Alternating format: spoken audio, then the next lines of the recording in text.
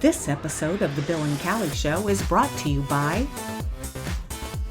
If it's breakfast, brunch, or lunch you need, Les Cafe is the place to go, indeed.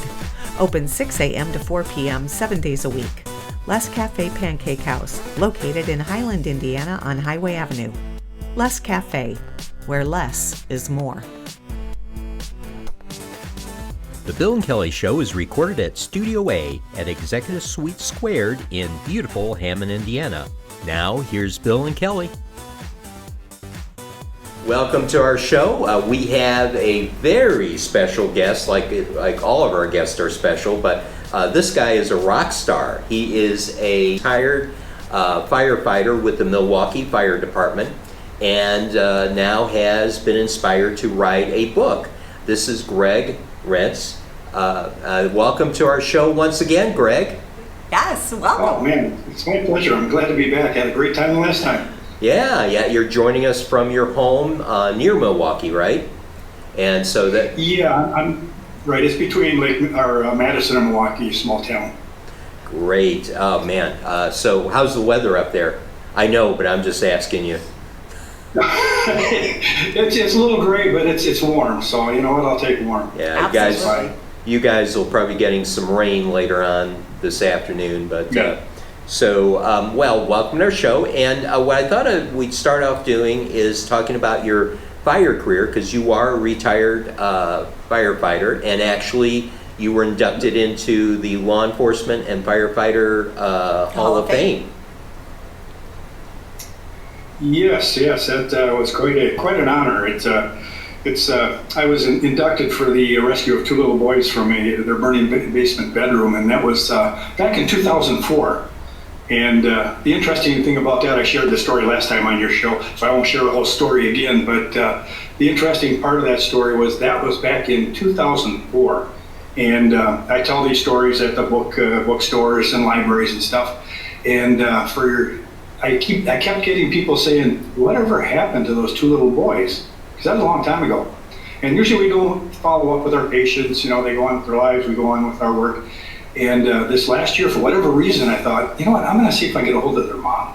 So I found the mom on Facebook. I private messaged her and said, yeah, I'm the firefighter who found your two boys in that burning basement that night. And I've just been wondering how they're doing after all these years. And she immediately messaged me back. She says, oh my God, God bless you for saving my two boys. Oh. She said, the oldest one is grown and living on his own in Texas. And the younger one is a senior at Homestead High School, doing wonderful. Oh, and then she sent me pictures of both the boys growing up with mom. And so I have pictures of the two little boys when they came to visit the firehouse after they recovered from the smoke inhalation. And I have pictures of them as grown men with their mom. And there's probably no better inspiration in knowing that was the best job in the world, for me anyway. Oh boy, I tell you. What a feeling that must have been. Yeah. Tremendous. Just to add to that just a little bit, just so you're, the ones that didn't hear the story, when I found the boys, neither one was breathing on their own, and they were both unconscious and limp and lifeless. So they were that close to not making it. Yeah. So it really was miraculous. Yeah, And that kind of inspired you to write this book. It did. It's interesting because you look back and go, what really gave me the bug to write?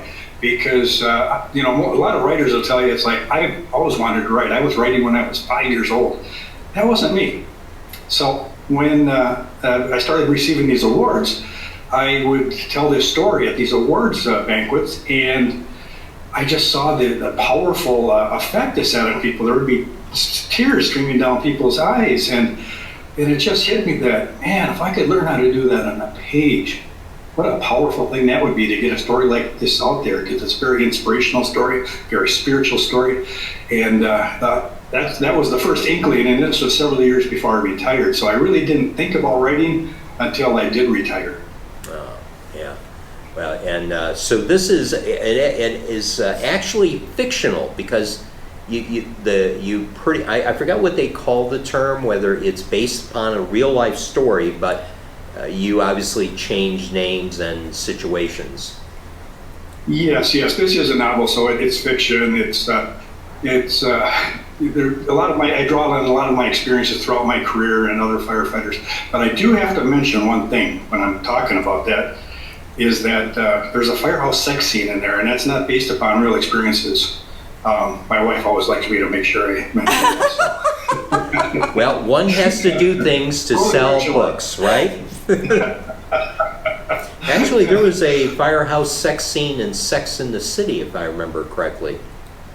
Yeah. I think there's been a But few that of them took in place in New York. lots of things. Wow. Well, before we get too far off track, although I'm sure we picked up a lot of interest from our viewers, we won't be showing any scenes on our show. Yeah, but, there will be no reenactments. we're going to get back to your book and maybe sex in firehouses and so on, but we won't get into detail. But we have a couple of questions. Obviously, boy, what's happening now is scary, to say the least. The coronavirus is now classified as a pandemic from the World Health Association, and we were looking at New York now creating containment areas within their state.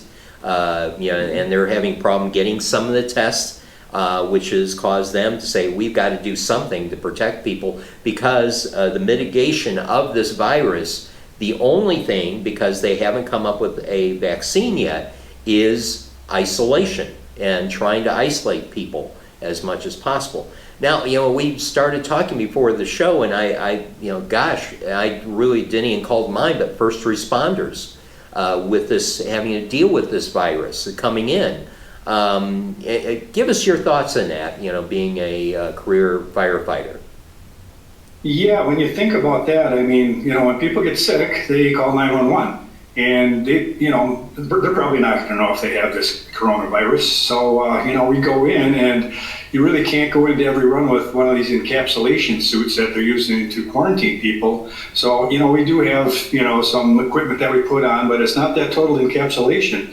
So my question is, and I've been retired for 11 years, so I'm kind of out of the loop, but I'm just wondering how fire departments, first responders, EMS services, how they're planning for all this, because now if a first responder comes into a situation like that and it's later found out that their patient had coronavirus, are they then going to be quarantined? And if they're quarantined, who's going to fill in for them as first responders?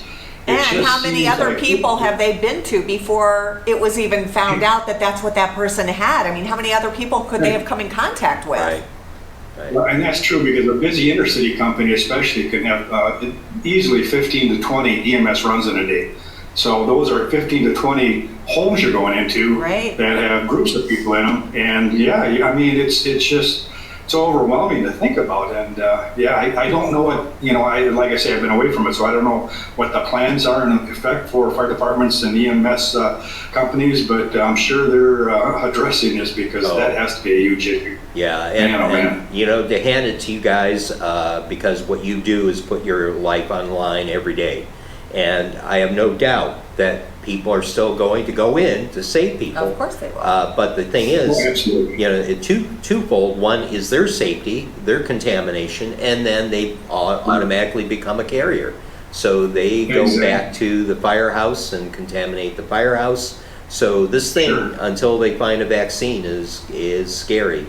So, well, we just wanted to get your viewpoint before we move on, because we don't have very many first responders on our show. Not a lot. Well, thanks for sharing that with us. Now, let's get back to your book. Let's talk about a little bit about how you got inspired, and a little bit more about the book, and then all of the accolades. Yes, I'm sorry, but you awards have been, and everything. When we have a guest on our show, and I open up the paper, and they're in the paper, and they're not even in the locale, I'm like, wow. That's right. Boy. So congratulations again. Why don't you share us a bit about the book, your inspiration, and we'll get on to your tours, if you will. Sure. Sounds good. So 11 years ago when I retired, I had all these amazing experiences throughout my career. Worked with some very, very colorful characters on the fire department, and fire departments tend to attract very colorful characters.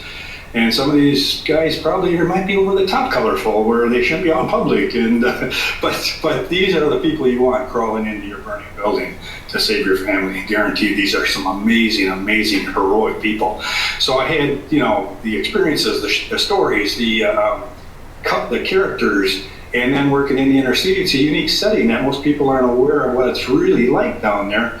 To live down there. When you're stationed at an inner city company, you're part of the neighborhood, so you get to know the people around you. They come into the firehouse and they get to know you. So, and all those three things. So when I retired, I've always been an avid reader. I love reading. I mean, anybody that doesn't read is like, gosh, you're missing out on so much. So I thought, you know what? I thought I might like to write my own novel. I really thought, how hard could it really be? It's really hard. So I was smart enough to start taking courses through the University of Wisconsin continuing education program.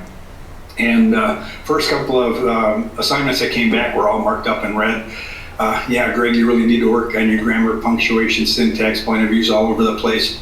But these stories are amazing. Please keep writing. So I did. And thankfully, I had some very patient instructors who, pulled me along real nicely or slowly because, but the thing was, I was really dedicated because when I started feeling the power of writing a scene that really affected people somewhat emotionally, I realized I had to start working at this really hard. And since I came to this gig kind of late in my life as a writer, many people are writing their whole lives. So I was close to 60 when I started writing. So I came to this gig late. So I was taking all these creative writing courses, going to conferences and workshops around the country. I was down in Florida at a workshop and working with Robert Olin Butler, Pulitzer Prize winner. Wow. I was in Manhattan working with some editors out there, and so I really put a lot of work into this. So it wasn't like I just sat down and wrote a novel. It really did take close to, I think, 10 years. Along with all that, I've read over 90 books on the craft of fiction, and I'm still reading more because you never stop learning. So the book started taking shape, and after 10 years, it was finally published June 1st of this last year. And before it was published, I turned down a couple of New York agents who wanted to sign me to a contract. And that's the only way you're going to get the big publishers, obviously, is with signing with a New York agent. But you know what? They wanted me to change the story up so much, I couldn't do it. When I first started writing, I wanted to write emotionally compelling stories, and I didn't want to write just a standard thriller, suspense novel. I wanted something that really affected people on a deep emotional level, like Jackie Machard, who was someone who actually read my novel and gave me a nice blurb. So that's what I set out to do. And then when the New York agents were trying to talk me into writing more of a commercial type fiction, you know what, after 10 years of working on this, the story demanded to be told the way it was. And I'm so glad I did it, because the validation came in the form of firefighters who've been coming forward and telling me that reading my novel has been like therapy to them.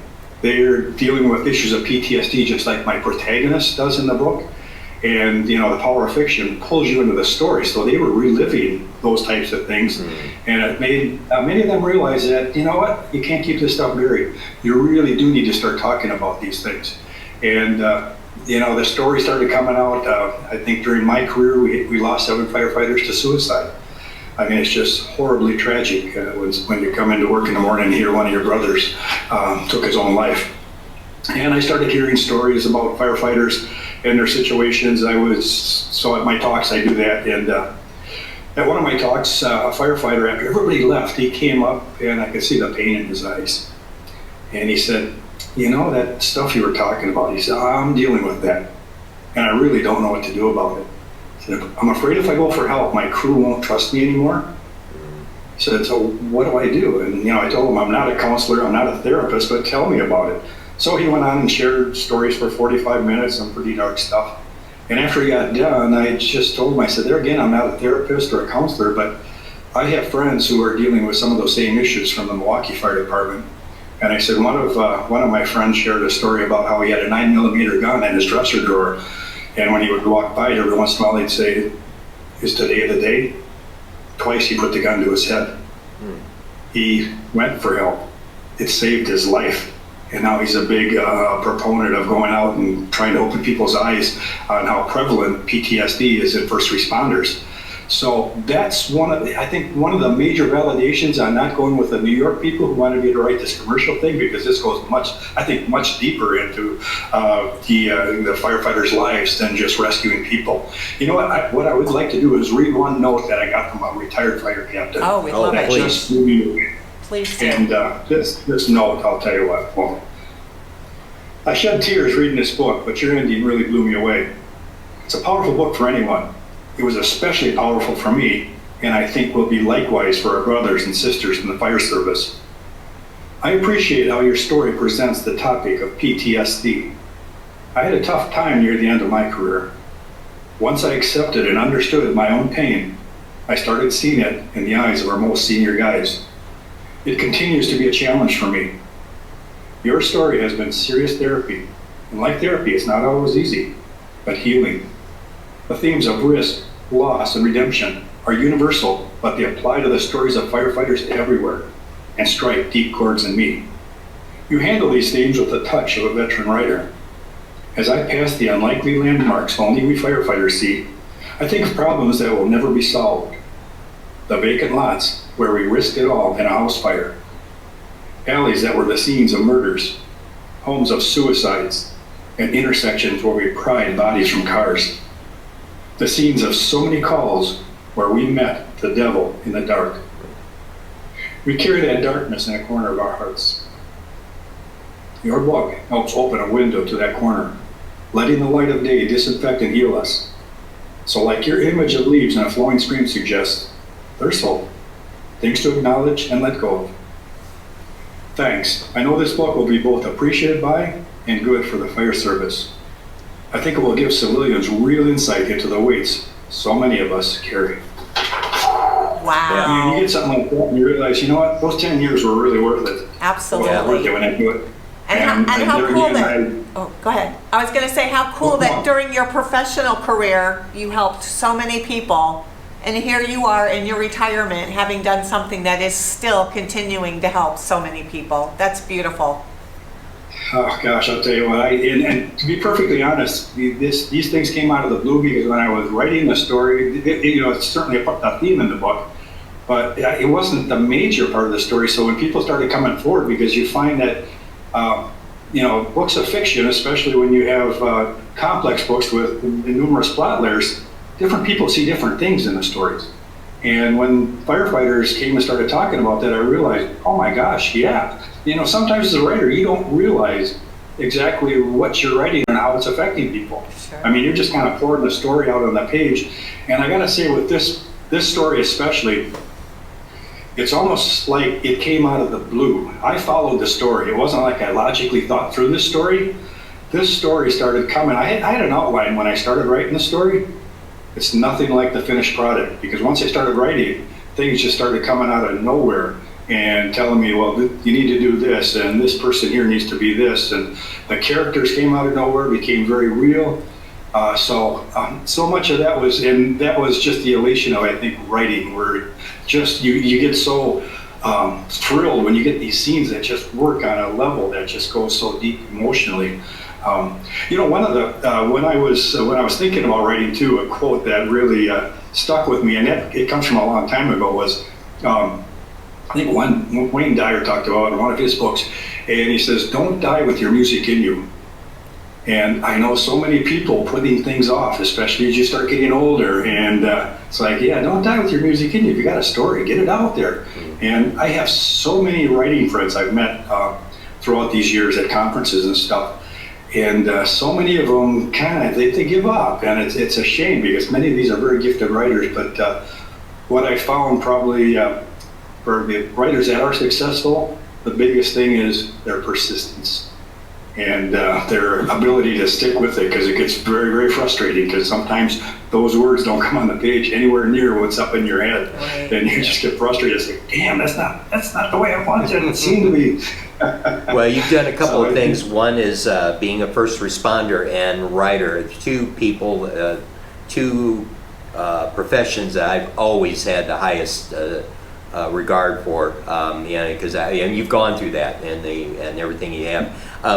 I just want to say that we're coming close to running out of time. I want to make sure that people know about your book and how to get a hold of your book. Okay, sure. Let me just give you a look at the book. So there's the of book. course, we'll put that up in graphics, because I realize the other media outlets you've been on are not technically up to date as we are. So, Right. Ellen maybe. If you get on Ellen, I might. I'm not sure, but no, you go ahead and hold up the book again. But I'm just kidding. All kidding aside, so it's available on Amazon. It is on Amazon. It's Barnes & Noble also carries it. And I would highly recommend going to your local independent bookstore, and they can get it. It's available through the Ingram, which supplies all the bookstores. So that would be my best recommendation, would be get it from an independent bookstore. They're all working hard to make a go of it. If you want a signed copy, you can actually go to my website and order a personalized signed copy from me. I'll sign it however you want. And that's the website is GLRENZ.com. And it's available in hardcover, softcover, and it's also available as an audiobook in MP3 CD. All right. And it's out there, I think, on Google Play as a downloadable audiobook also. And I should add that I just finished recording my own version of the audiobook. The Blind and Braille Society wanted me to narrate it for the Blind and Braille audio library, because they had heard me read this and said, we'd love to have you as the author read this for our library. Oh, so that's beautiful. Yeah. How long until it's a major motion picture? That's what I want to know. Well, man, wouldn't that be wonderful? Yeah, it would be. Along that lines, you are touring. You've been down to Chicago a couple of times, and we do have listeners up there. So, are you going to be in a bookstore soon, or have any appearances? At this point, I'm starting to get cancellations, to tell you the truth. I've been doing quite a few of those, and people are starting to get hesitant about tracking a group. Mystery to Me is going to host a authors panel with me and 3 other authors. I think that's the middle of April, so that might still be on. I've been asked to speak at a number of libraries too, and I think those are later on. So, I really don't have any appearances coming up in the near future that haven't been canceled. I'm assuming people can find that information on your website, though, of places that you're going to be appearing and things. Yeah, you have a website and a Facebook page, and the website's name, the address of the website is GLRENZ.com. All right, and I'll make sure I put that up with the video. And you do have a personal Facebook page. Do you have one for the book? I don't. Everybody said I should do that. I've just had so much fun with the personal thing with personal. I guess at some point I probably should, but at this point I don't. Right. Well, we'll get those links up there. Mention some of the awards that this book has won. Oh, okay. So the book actually won the gold medal in the Reader's Favorite International Book Award competition. So I was down in Miami to receive the award for the book, and I was down there with authors from around the world. This was truly an international thing. Singapore, Australia, England, Germany, and Canada, and I mean, just from all over the world. I met some incredible authors, and it was kind of surreal because I'm thinking, man, here I am, a retired firefighter in the middle of all these authors, and I'm the gold medal winner? Are you kidding me? How does that work? But it was just an amazing thing. So the public safety writers also gave me an award. I think we're up to around 90 reviews on Amazon that are just, I think all but 3 or 5-star reviews. So it's getting just tons of stuff. You know what? Let me read a real quick thing. Kirkus gave me a thing. And for those who know, Kirkus is like the major review agency that does all the major books. They do Patterson, and so when I sent the book off to them before the book was published for a blurb, I thought, you know what, I gotta find out if it really is any good, because they can destroy you. I mean, if they don't like the book, they'll rip it apart and destroy it, and that'll be the end of it. But I had to find out, because all of us writers are riddled with chronic self-doubt. No matter how many people tell us it's good, we're still thinking, maybe not. So this is what Kirkus had to say, and as I say, that was very stressful waiting for it, because I knew what they were going to say. It's like, yeah, great, nice try, maybe next time. So this is what Kirkus actually did say. Renz draws on his years of experience as a firefighter to bring a hardscrabble authenticity to his novel. He packs the tale with plenty of action and a lot of heart. His firefighting sequences are detailed and thrilling, placing readers right in front of the flames. His prose is clean and at times poetic.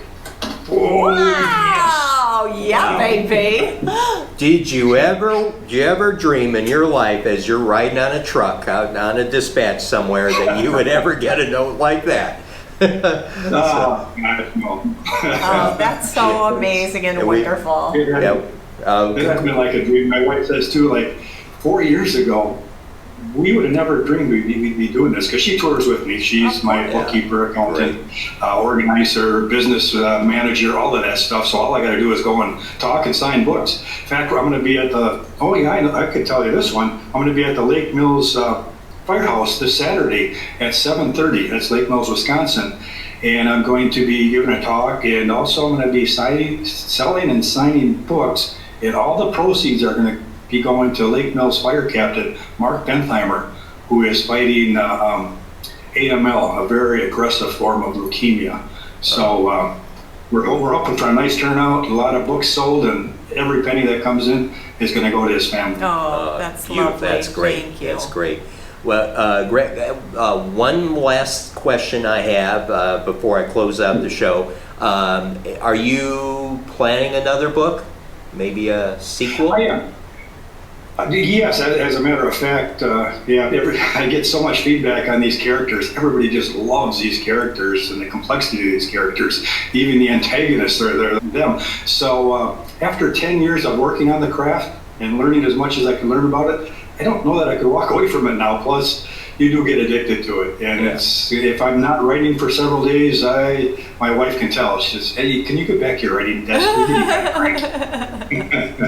So it really is focused. Yeah, we better start wrapping things up here. One thing, when we started off, you mentioned colorful characters that you've run into in your career, and one pops in my mind that we talked about a little bit on your last interview. In fact, I was going to try to interview him as him, but my vocals are not just with it. But you know, Greg, next time you're in Chicago, stop by the house, and I'm going to take you to the bar just down the street, okay? That's great. I'll give you, I'll clear. I got to clear with the chief, but we'll get a special meals for you, and we'll take you down to my bar for a beer. Deal? Oh, God, that's great. I love it. Nice. All right, with that, Greg, boy, I tell you, congratulations on all your success. And we're so happy for you. Hopefully we can get you on again here. So, sure. All right, with that, we'll wrap up the show and say goodbye. Have a great day, Greg. Enjoy your day. Thank you so much. Thank you. And you too. Goodbye for now.